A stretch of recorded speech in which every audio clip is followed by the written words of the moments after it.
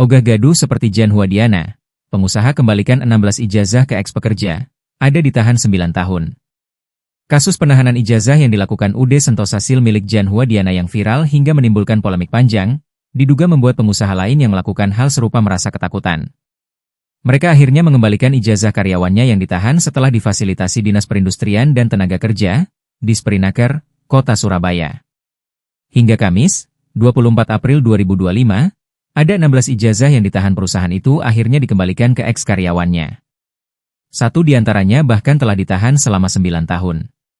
Sebelumnya, para karyawan ini mengadu ke posko pelayanan pengaduan penahanan ijazah Balai Kota Surabaya.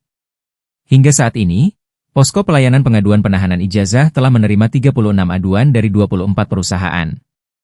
Aduan tersebut belum termasuk laporan di UD Sentosa Sil yang saat ini turut diduga menahan ijazah karyawannya. Dari 36 aduan di Pemkot